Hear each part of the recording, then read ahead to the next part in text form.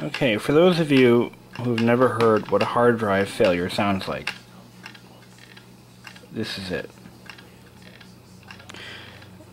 I just remembered why I had to put this machine away for a couple of months, because, well, that's why.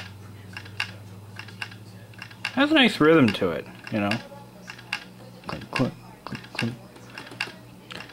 So anyway, as I had mentioned earlier in this video, I was having issues with it not booting, and then I just remembered I got it running, and I was using it, installing software and stuff, and then this happened. So,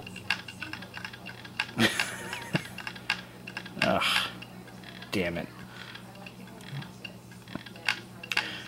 I don't have any low capacity drives left, so I'm going to have to stuff in a, I think I got a couple of 40s. Maybe, what's this one? This is a, I think this is a 20, no, a 30 gig. Yeah, that must be it. It's the smallest I have in my home shop, so. Alright, so I finally got around to replacing this hard drive. This is a 3.5 gigabyte IBM Travelstar from about 1998. So, as you can clearly see, it's pretty much lived a healthy, long life. As a matter of fact, it's about as old as my scooter. So, we're going to go ahead and put Windows 98 on this. I just powered the machine up to make sure the BIOS was able to detect the hard drive, and it did, no problem. So we're going to put Windows 98 in here. So now we're going to run fdisk, enable large disk support. Yes, yes, yes. We're going to delete all partitions. Let's see, delete. That's the first thing we're going to do. Is display the partition information.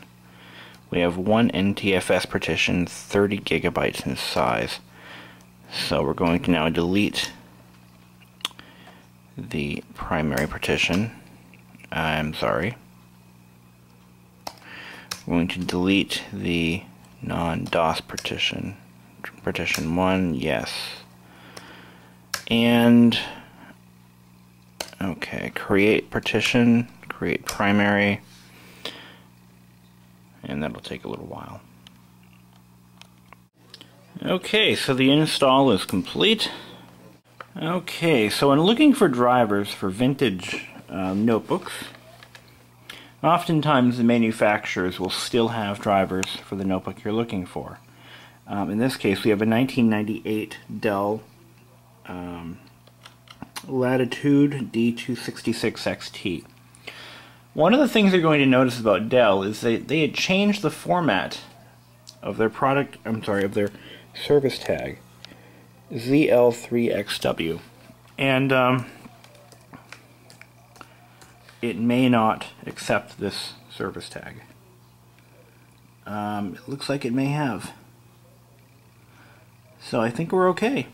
So it did actually have it, but I think in 1997 or earlier they had used a different scheme, and it can't be searched on their website. So these are all the drivers that we're going to need to make this machine a finished build, and I'm going to now download those, copy them to a floppy disk, and actually I'll burn them to a CD, and I'll put them on that way. Alright, we are now at the helm of my Dell Latitude. I believe this is my CPI, sorry. This is a 1998 model that I just had a hard drive failure occur on, and I'll post some videos of that too, and here's the old hard drive. Well, this video is going to show you a program called 3D Body. Look at that. This actually shipped with a Packard Bell Multimedia Series PC in 1993. This is a very old program. It actually runs in MS-DOS, and I just realized I've been running this thing off the battery all day long. So I'm going to go ahead and plug the charger in. You know what, let's run it down. Let's see how long it'll go. Anyway, this program came out when I was approximately, I think I was 8 or 9 years old. I was in about 3rd grade at the time. So, this is a DOS program, as it says right here, MS-DOS. And of course, in 1993, most games still ran under MS-DOS. So this was no exception. And what makes this program unique is it's 3-dimensional. It came with these glasses. In fact, I have 2 sets of glasses. This was all in a package of software that was never opened from a Packard Bell that I found in the trash. And I have a few other pieces to this. This is a Mega Race. I don't know if this is 3D or not, and I haven't launched it yet. I'm going to try this one next. This will be a fun one. So I'm going to put my 3D glasses on, and we're going to play some 3D Body. Of course, again, it runs in MS-DOS, so. And it does make use of the sound card, but it didn't see part of my sound card, so. Got a little bit of music going on in there. So this is the main screen. Clicking once activates the mouse control. And there are games associated with it, but part of this is the body viewer.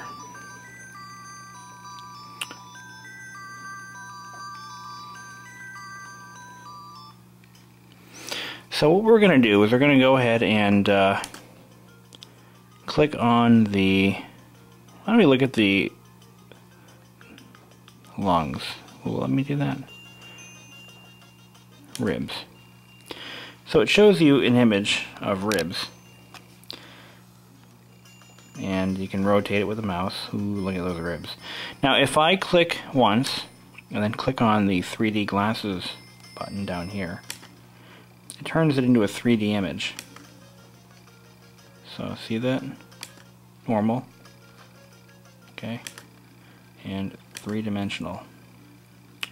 If I put my 3D glasses on, obviously we can't do that with the camera. It shows up as a 3D image. It's pretty cool. Now we're going to go ahead and click on the intestines. Ooh, intestines. Now, 3D intestines. Look at that. Now I'm going to put my 3D glasses on, and I'm going to describe to you what I see. Okay. I see intestines in 3D, and you don't. Yay. Not really impressive. I mean, the 3D quality is mediocre at best. But, then again, this was 1993. So there you go. Now we can go ahead and look at the stomach. We can rotate it. Hey. View wireframe. And there we go. Now I've got, wow, that's pretty cool. This is like, if you've ever played Virtual Boy, that's about how bad this 3-dimensional effect really is. I mean, it really kind of would give me a headache if I played the game long enough.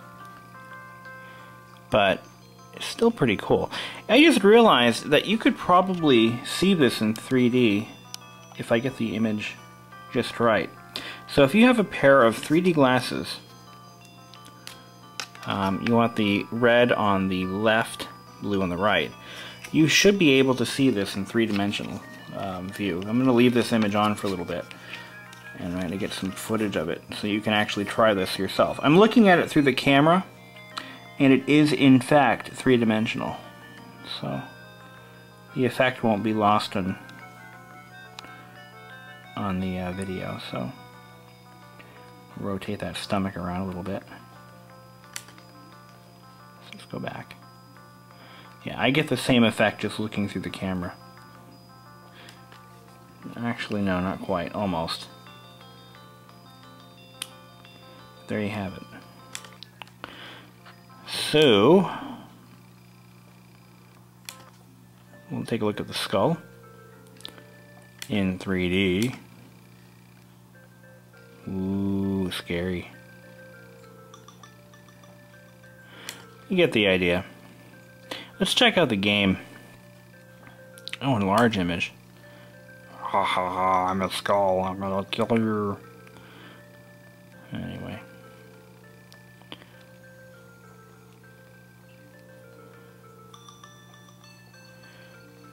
On second thought, looking at the camera, I do lose the 3D effect a little bit, unfortunately. Maybe it's just the angle I'm looking at it, but anyway. So, if you're wondering why the image is smaller than the laptop screen, it's because this is using MS-DOS drivers, which do not support the 800 by 600 or 1024 by 768 native resolution. And my battery is dying, so I better do something about that. Or not. Let's play the game.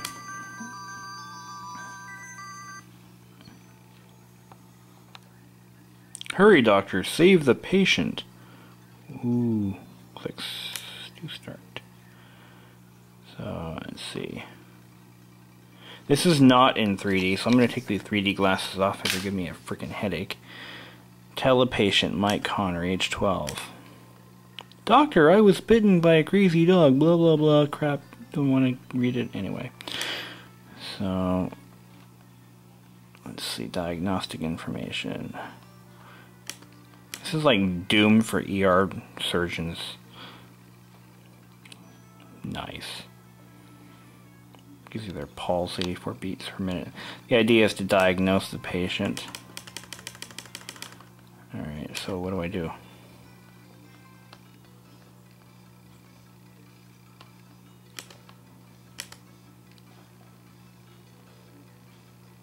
Oh, cool. It gives you their health meter. It's like playing Doom, really. You have been transported into the patient's brain. Find and zap all the viruses to cure. But oddly enough, it's not 3D. But all I have to do is walk through the patient's brain and kill these viruses. If only real medicine were this easy.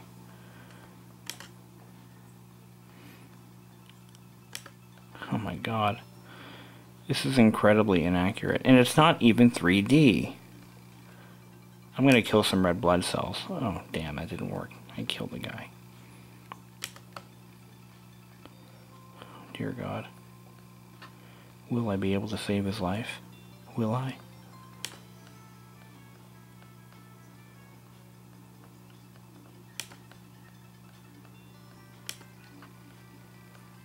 Jesus, this kid's infected like crazy.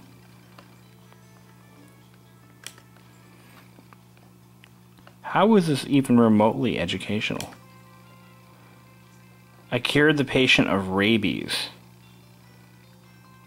Okay. Yay me. Well, that concludes this quick review of 3D Body Adventure. And I'm going to start installing some of these other games because... Oh, I did not want to I may now safely shut down my Packard Bell. Right. Hehe.